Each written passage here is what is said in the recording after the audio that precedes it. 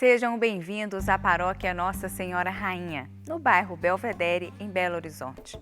Hoje, no programa Palavra de Fé, a nossa convidada é a médica pediatra, doutora Filomena Camilo, com o tema Reconhecendo o Senhor. Acompanhe. Hoje eu gostaria de convidar vocês a abrir o Evangelho em João, capítulo 21, que eu quero ler isso aqui com vocês, para que a gente possa, quem tiver com a palavra, quiser acompanhar, para que a gente possa analisar isso aqui para nós, não é? Evangelho de Jesus, segundo João, capítulo 21. O acontecido é assim. Os discípulos estavam completamente desorientados com a morte de Jesus. Jesus havia morrido e Pedro fica muito desorientado, fala, vou pescar. Aí os outros que estavam por perto, eram mais 6, total eram 7, falou, também vão. Foi todo mundo pescar. Então a cena é essa, eles estão pescando e é quando essas coisas vão acontecer. Então, os discípulos foram com Pedro, saíram e subiram no barco, e naquela noite nada apanharam. Já amanhecera, Jesus estava de pé na praia, mas os discípulos não sabiam que era Jesus. Então Jesus lhes disse, jovens, acaso tendes algum peixe? Responderam-lhe, não. Disse-lhes, lançai a rede à direita do barco e achareis.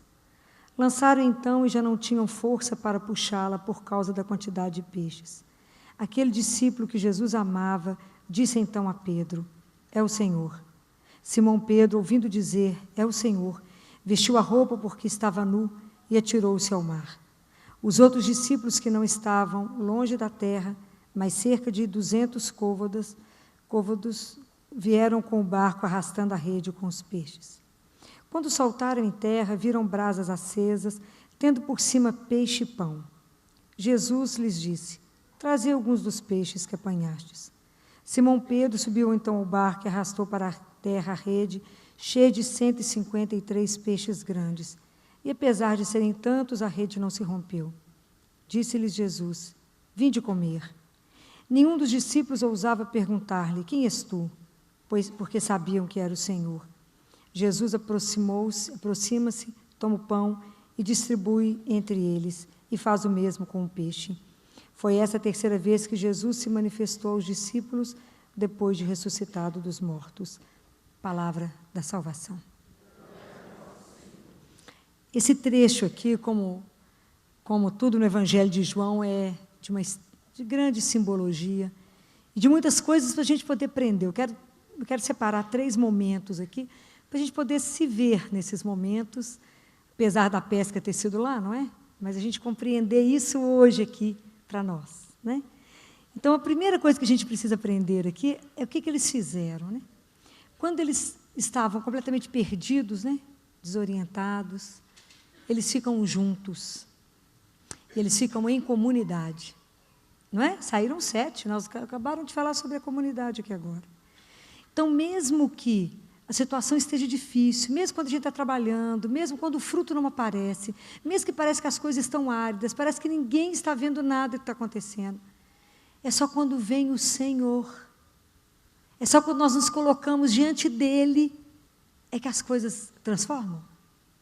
Isso é uma coisa que a gente precisa aprender. Então, seja a comunidade uma família, e a família está vivendo uma situação difícil, o que nós temos que fazer? Brigar entre nós? Não.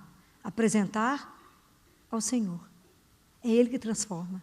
A gente tem que aprender isso, como diz Nossa Senhora, nós precisamos de aprender a rezar mais, porque os problemas diminuem. Então, qualquer situação que seja difícil, que a gente esteja vivendo, vamos apresentar ao Senhor. E Ele vai mostrar. E uma outra coisa que a gente precisa aprender quando a gente vive em comunidade, todos nós temos um talento. Cada um de nós tem uma coisa para fazer diferente do outro. E a gente coloca isso a serviço da comunidade. Então, se você sabe bordar, o outro sabe pintar, o outro sabe colorir, se a gente reúne e faz uma festa. Então, cada um de nós fazendo, cada um pedacinho, esse nosso dom, colocado a serviço da comunidade, é onde Deus se manifesta. É onde a gente consegue perceber a presença do Senhor. Mas eles passaram uma noite inteira pescando e não aconteceu nada. Vocês imaginam a situação desses homens, imaginem como é que eles estavam nesse barco. Frustrados, abatidos, decepcionados, cansados, como a gente na nossa vida. Ali, fizeram e nada aconteceu. Quando eles estavam completamente assim, o sol começa a aparecer e eles começam a observar que existe alguém parado na praia. Existe alguém parado olhando eles, olhando o trabalho deles. E a gente não percebe que é assim que Jesus faz conosco. Jesus fica olhando para nós. Nunca existiu no mundo ninguém com um olhar como o de Jesus de Nazaré. Nunca existiu. Um olhar tão doce como o dele, que se encarnou e pôde olhar para esses homens. Esses homens tiveram a graça, como ninguém, de ser olhados por ele. Foram olhados por ele. Na carne, né? Foram olhados na carne. Mas esse mesmo olhar, esse Jesus nos acompanha. Ele acompanhou o trabalho, ele sabia que aqueles moços estavam, ele sabia que eles estavam cansados, que eles estavam deprimidos, arrasados, decepcionados e frustrados. E é sempre Deus que toma a iniciativa, não é? Quem tomou a iniciativa? Jesus. Ele puxou o assunto e falou, moço, vocês têm um peixe? É sempre Deus que vem ao nosso encontro, porque às vezes a gente está tão ruinzinho, tão fraquinho, né? Que a gente não tem força. Quem vem ao nosso encontro? É Ele. Por quê? Porque nos ama. Né? Então, Jesus tomou a primeira atitude e falou, vocês têm peixe? Eles falaram, não, pescamos a noite inteira, não temos nada. Aí eles falaram, ele falou, lança a rede para o lado direito, eles riram e falaram, coitado, não tem nada de pescaria. Quando eles lançaram, eles viram, aí surgiu o milagre da pesca. Olha que interessante a reação.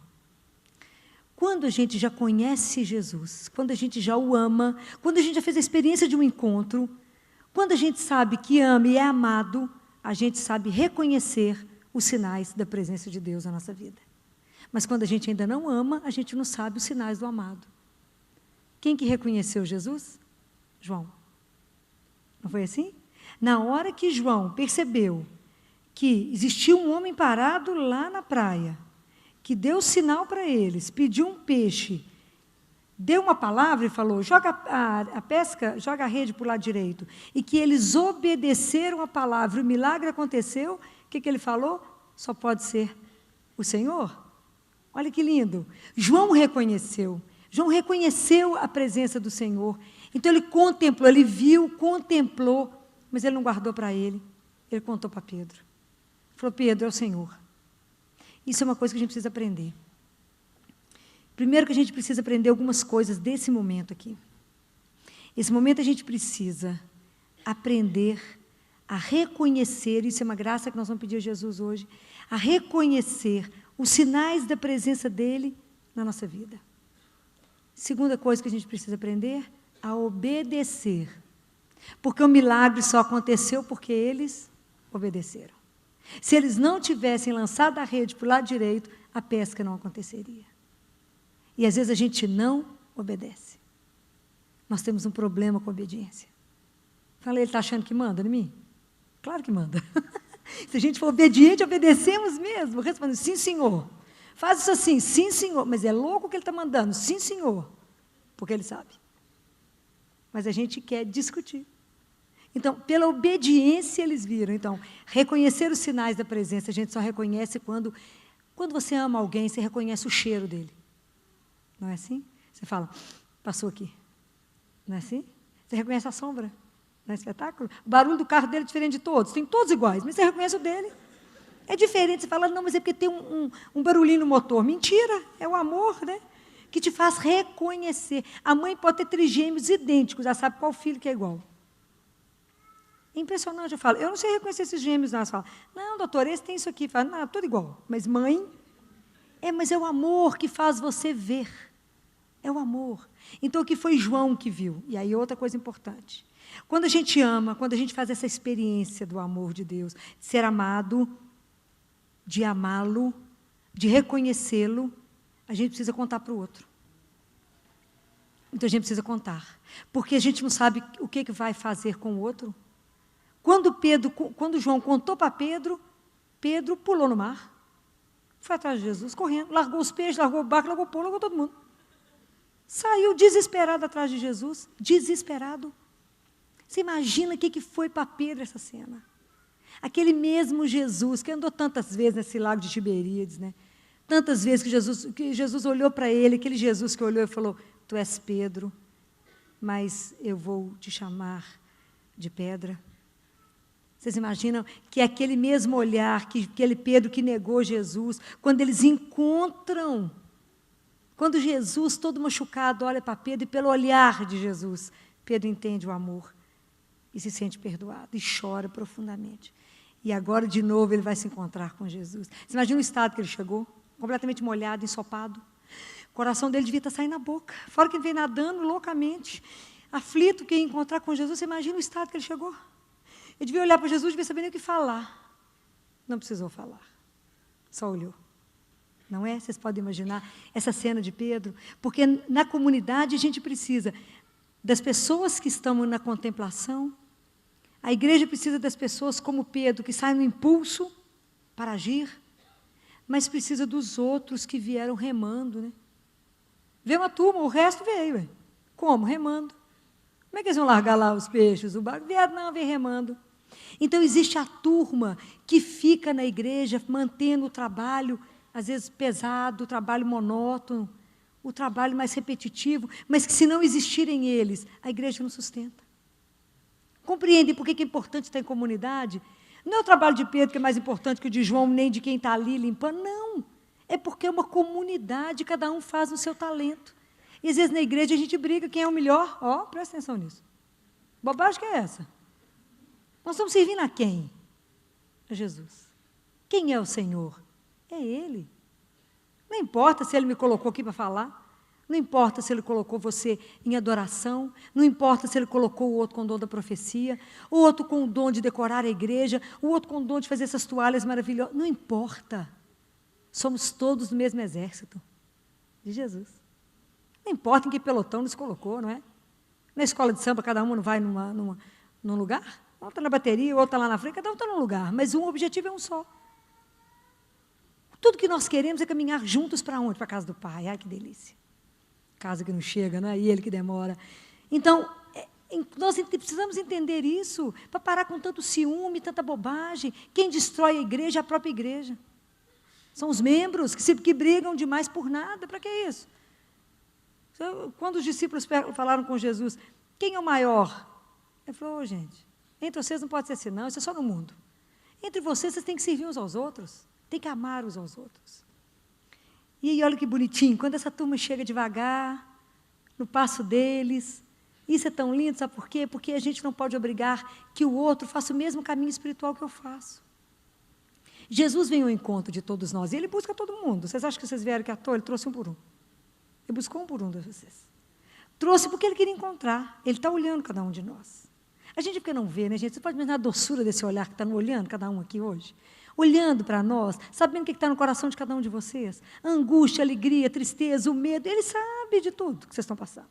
Vocês não tenham dúvida disso. Ele sabe. E olha, com muita ternura, com muito amor, cada um de nós, é que a gente não o vê, não é? Mas Ele está vendo a gente, isso que me interessa. Eu falo que não me interessa eu te ver, não me interessa que você me veja, né? Assim? Aí eu aqui firme, olha bem, né? É isso que Ele tem que fazer, Ele tem que nos ver, é isso que interessa.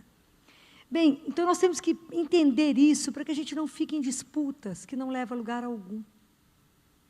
Não é? Não temos que viver essas coisas, porque isso vai minando a força e a beleza de viver um amor maior. Bem, quando esses discípulos chegam,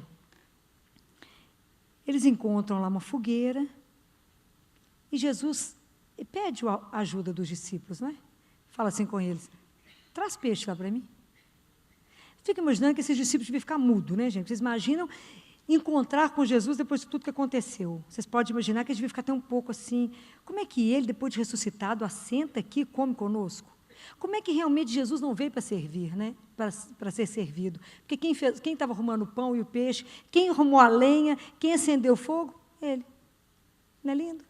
Ele preparou aquela refeição. Ele convidou aqueles meninos todos para sentar perto dele. Ele sabia que eles estavam no misto de alegria, às vezes até de medo, de entusiasmo, loucos para abraçá-lo, loucos para conversar, tanta coisa para falar, e ali assim meio desconcertado na presença de Jesus. Nós estamos mais ou menos arrumados, Pedro ensopado, aquela cena, porque ele é muito aflito. Correu demais para ir atrás dele, com medo de Jesus ir embora. E Jesus faz um convite, né? Jesus fala assim com eles: venham comer. Vamos sentar aqui, vamos comer. Jesus sabia que eles estavam cansados, que eles precisavam de outras coisas. Mas agora vamos pensar isso em nós. Santo Agostinho comenta que esse peixe que Jesus assava era ele mesmo. Na verdade, era o peixe que era Jesus que havia sido queimado no fogo da paixão. Então, era ele mesmo que se dava de comer ali. Bem, aqui a gente não lê que em nenhum momento algum discípulo recusou essa comida.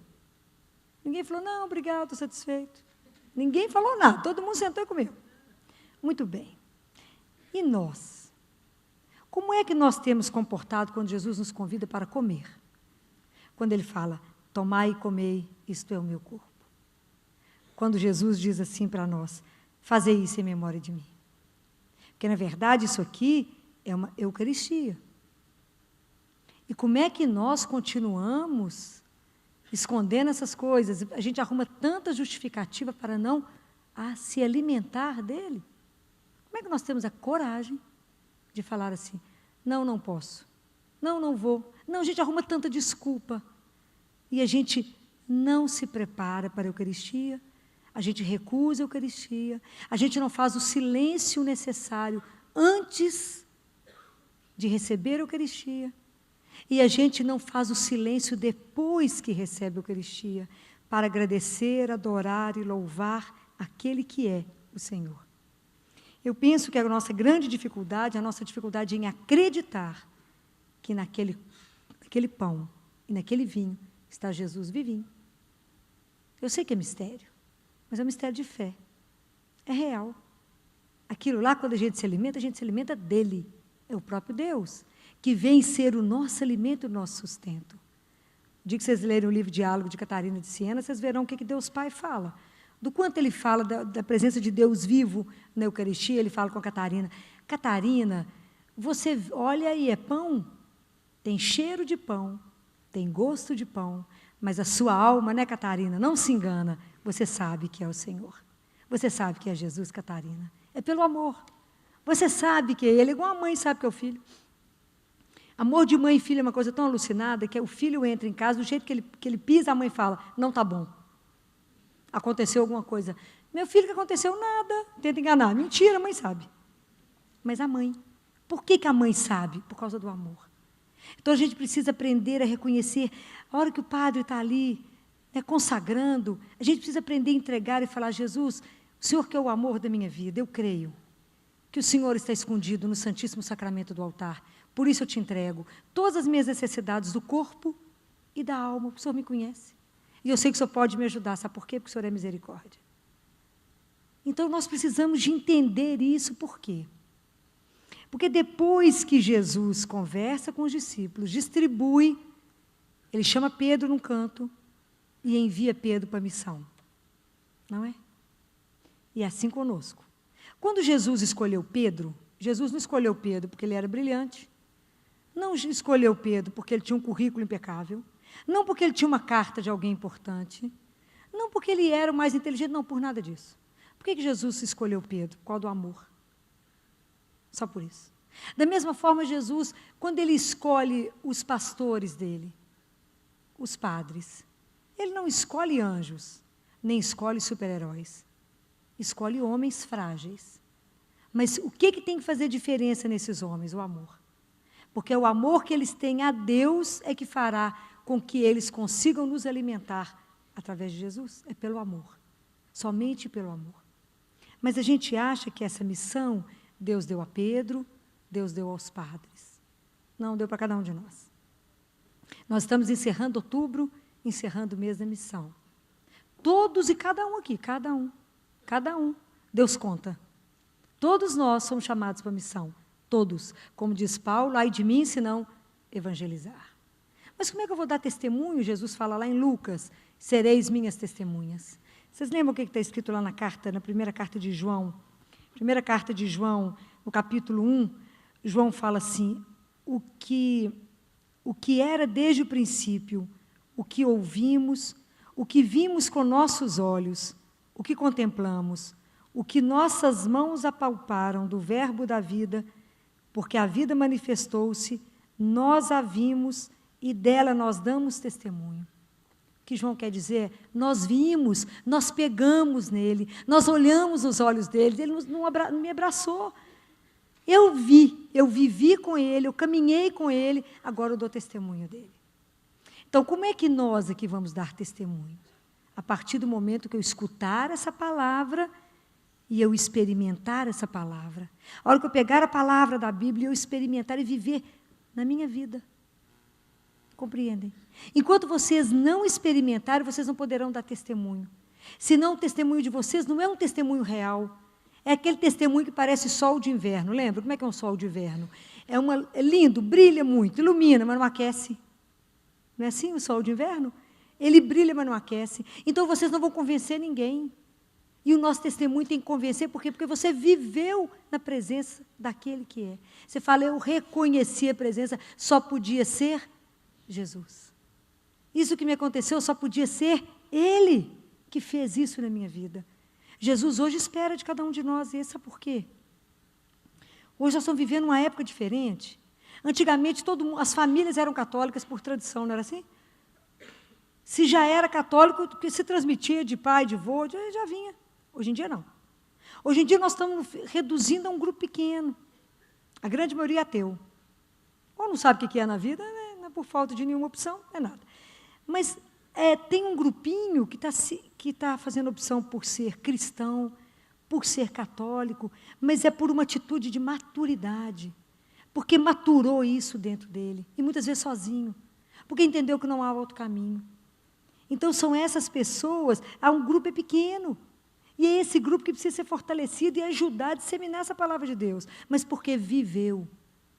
A segunda coisa, porque nós precisamos dar esse testemunho, um testemunho alegre, um testemunho real, simples, do que é viver na presença de Jesus. Todo mundo que vive com Ele é uma pessoa feliz, né? A gente passa um monte de aperto. Mas a gente fica, como diz meu marido, que eu sou mal acostumada, porque a gente sabe que de todos Ele ajeita. A gente fica mal acostumado. Porque eu falo, amigo, e eu sei que Ele vai ajudar, não tenho dúvida disso. Não é? Então, é diferente quando você caminha na presença daquele que é vivo. E poder caminhar na presença e sob um olhar daquele que olha tudo, que vê tudo, um olhar de uma doçura que nos envolve e fala, não precisa preocupar, eu estou aqui. E a outra coisa, que é um terceiro ponto, por que nós temos que ser testemunhas? Porque o cristianismo ele tem uma marca, gente, que é a questão do amor, não é? A grande marca nossa, já falei com vocês há uns 15 dias atrás, a carteira de identidade do cristão chama amor.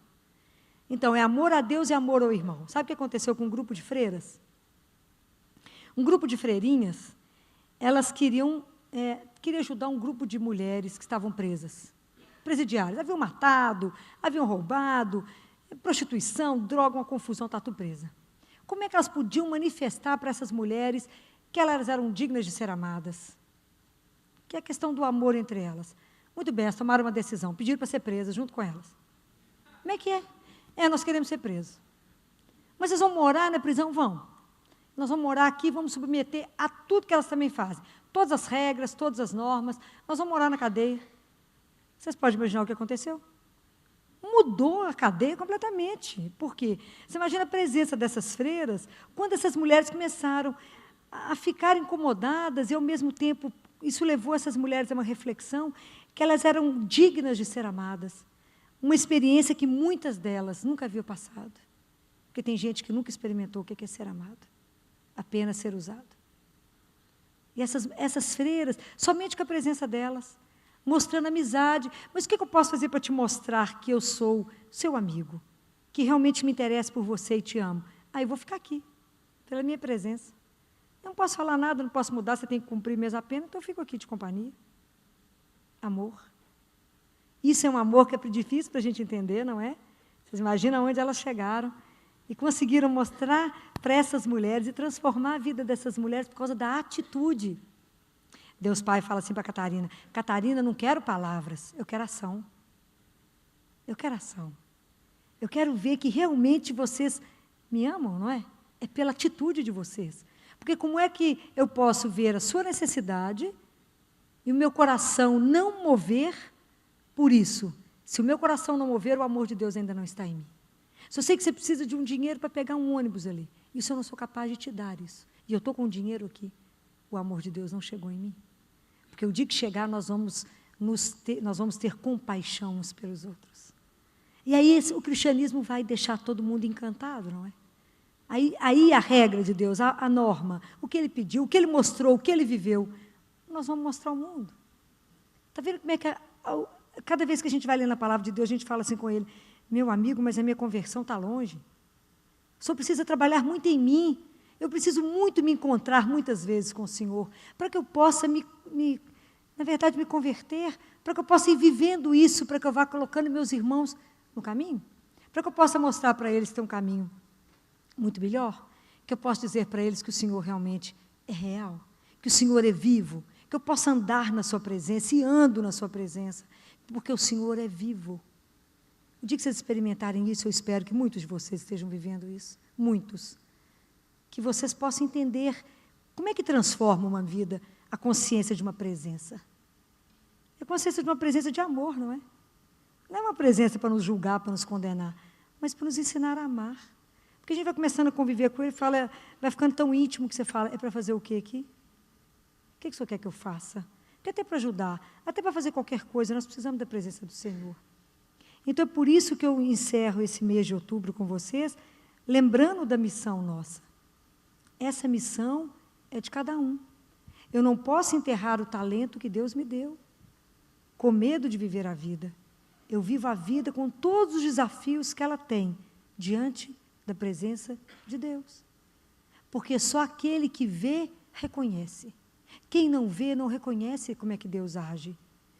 E é tão lindo, porque Deus deixou tantas coisas para nós, e nós cristãos aproveitamos, eu acho, tão pouco dos sacramentos que Deus deixou, que vai fortificando a presença de Deus para nós. Como que o sacramento é visível, a presença de Deus? Eu vejo muito sacramento, porque a gente vive o sacramento lá dentro do CTI. E a semana passada, nós tivemos uma experiência muito forte com o sacramento lá dentro. Eu recebi um bebê de 5 meses, muito grave, veio do interior, 5 meses de vida, e veio de lá para cá com o diagnóstico de hipertensão pulmonar. Para vocês terem uma noção, a pressão dentro do nosso pulmão é 30.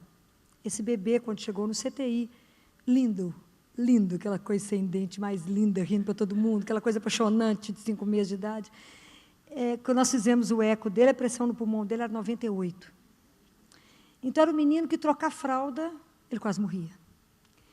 E aí, a nossa ecocardiografista, ela é brilhante, e ela falou, gente, tem uma má formação aqui, raríssima. As veias pulmonares dele, a metade está drenando o fígado, em vez de drenar no coração, está drenando o fígado. Coisa simples, né? E aí, levamos o bebê para o cateterismo para poder confirmar tudo isso, fazer todas as medidas de pressão e ver se íamos levar esse bebê para uma cirurgia. Filho único. E aí, sentamos com os pais, confirmou tudo, o cateterismo confirmou todo o procedimento. Bem, então fez o cateterismo na segunda, reunimos com os pais na terça para a cirurgia na quarta-feira. E aí, na conversa de terça-feira passada, com uma conversa difícil, mas difícil demais. Porque a conversa minha com eles era, não se acreditava que tudo aquilo era causado só por aquela pressão. Não havia relato na literatura médica que aquela alteração faria uma pressão tão alta naquele nível, quase incompatível. Bem, deveria ter alguma coisa no pulmão que a gente não sabia, que deveria ter uma biópsia ainda, etc. E fomos conversar com os pais e falamos, olha, a chance ele precisa operar, nós precisamos tentar alguma coisa. Ele pode morrer na mesa, ele pode voltar com o coração, com o pulmão aqui, o tórax aberto, com o coração exposto, porque às vezes a pressão vai ser tão grande que não vai ter como fechar. E ele pode morrer comigo aqui no pós-operatório.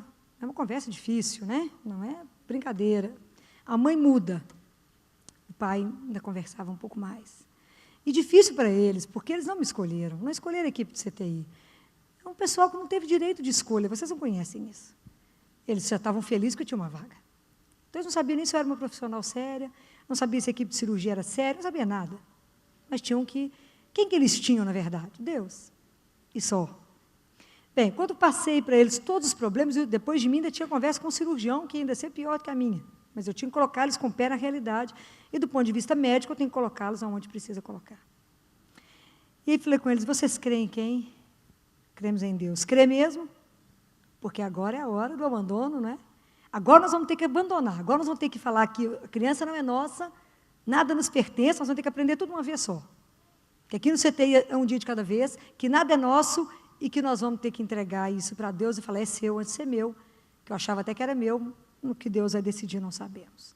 Aí perguntei, esse menino já foi batizado? Não. Não, 5 meses de idade, vocês não batizaram esse menino? Não. Falei, mas esse menino tem que ser batizado. Mas eu falei com eles assim, vocês sabem que todos nós podemos batizar, todos nós que somos batizados, em uma situação emergencial podemos batizar. Mas eu sabia que esse caso não era para mim, sabe? Uma pulga, né? Eu não posso. Aí eu falei, esse menino precisa mais do que o batismo, ele precisa da unção do enfermo. Eu preciso de um padre. Vocês conhecem algum padre? Não, nenhum. Falei, bem, o negócio agora é comigo. Falei, eu vou achar um padre. Aí liguei para um padre. Falei, vem cá batizar para mim. Esse não sou eu. Esse caso não é para mim. É para padre. Muito bem, o padre foi à tarde, batizou, fez toda a cerimônia com a família, rezou, fez a unção, ungiu a criança, fizeram foto. É tudo na fé, né, gente? É tudo na fé. Que a gente faz até foto lá no CTI. Levou o diplominha, fez tudo na fé. Isso é na fé. Muito bem. No dia seguinte, combinei com a família. Falei, não, 7 horas, se vocês quiserem, eu já estou aqui dentro. Vocês podem vir para vocês acompanharem o bebê até o bloco.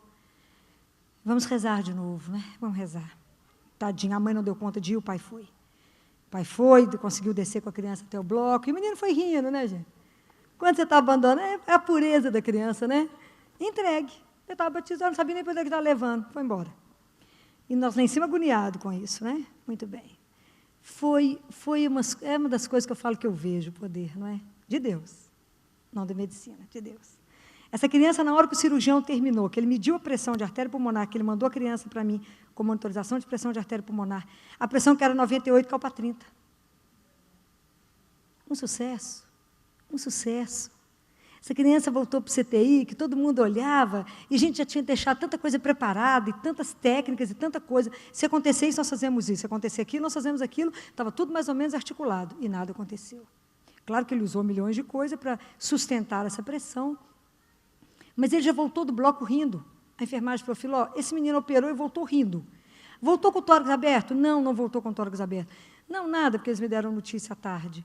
No dia seguinte de manhã, quando a gente o viu, não parecia o mesmo, não é? E começamos a tirar as coisas. Os pais chegaram, não cabiam neles, não é? Porque puderam experimentar, né? O que é quando Deus age, né? Que eu falei com eles, a medicina agiu sim, até aqui. Mas esse resultado não é médico. Esse resultado é de alguém que pode.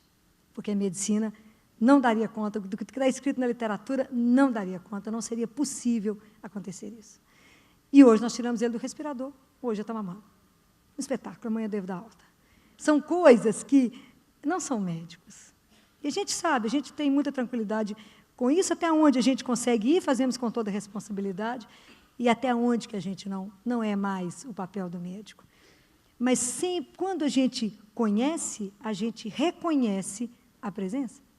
A gente sabe que para o Deus que a gente professa a fé, é o Deus do impossível. É o Deus que faz. É o Deus que se levanta. É o Deus que, como diz o pai e a mãe, doutor, nós nunca ficamos tanto tempo ajoelhados em tão pouco tempo. Porque é assim. A gente vai adiando muito de oração na nossa vida e, de repente, acontece alguma coisa que nos mantém de joelho quase que 24 horas. Nunca se rezou tanto, nunca tanta gente mobilizou por essa criança. E Deus ouviu, e agiu, atendeu, e eles serão um testemunho.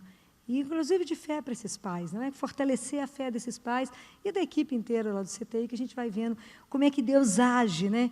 Quando a gente acha que não tem saída. É aquilo, né? Quando eles estavam desorientados, chegou aquele que nos orienta. Parado lá, só olhando, é o Senhor. Então, a gente precisa ter coragem de testemunhar isso. Vocês precisam experimentar esse Deus vivo, esse Deus que vê, que escuta e que age, e dá testemunho, e encontrar quantos perdidos no mundo, perdidos de si mesmo, perdidos de Deus, sem sentido na vida, e falar, mas eu tenho uma outra coisa para você, eu tenho uma coisa para te contar que você não vai acreditar, eu posso te testemunhar alguém que te ama. E você pode fazer como essa freirinha, ficar do lado até a pessoa dar conta de andar sozinha, e te falar, olha, eu posso te acompanhar, por amor. Quem te ensinou esse amor? Aquele que me ama. E que te ama, um dia você vai entender. Mas é o nosso testemunho que o mundo está precisando. Esse testemunho de coragem, de força. Nós temos que ter coragem de dizer isso, não é? De testemunhar. É a nossa missão. Hoje nós vamos pedir a Jesus uma graça. Que Ele nos conceda a graça de reconhecê-lo na nossa vida. E hoje à noite, quando vocês chegarem em casa, para antes de dormir e pensa como é que foi o seu dia e aonde que foi que Jesus, que você consegue perceber a presença dEle. Se você ainda não conseguiu perceber como é que Ele agiu hoje, amanhã de manhã, quando você abrir os olhos, fala, Senhor, me dê a graça de te ver hoje, na minha vida. De reconhecer como é que você agiu, como é que o Senhor está agindo.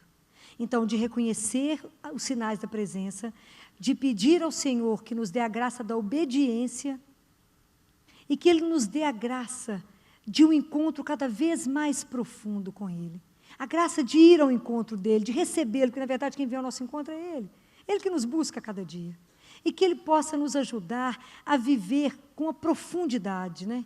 O que significa essa relação de ver o Senhor, contemplar o Senhor, mas de agir a seguir. Então, quando a missa termina, a gente reuniu diante da Eucaristia, fomos alimentados, abençoados por Ele, e vamos para a missão. Quando a missa termina, começa a nossa parte.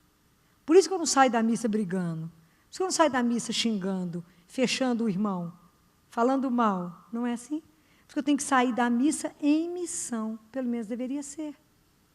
Porque nós acabamos de nos encontrar com Ele, de sermos alimentados por Ele, e aí vamos levá-lo aonde Ele permitir e aonde Ele quiser que a gente vá. E a doutora Filó hoje nos fala do reconhecer o Senhor. E ela nos lembra daquela passagem de quando Jesus morre, ressuscita, os discípulos voltaram para a vida velha e Pedro foi pescar.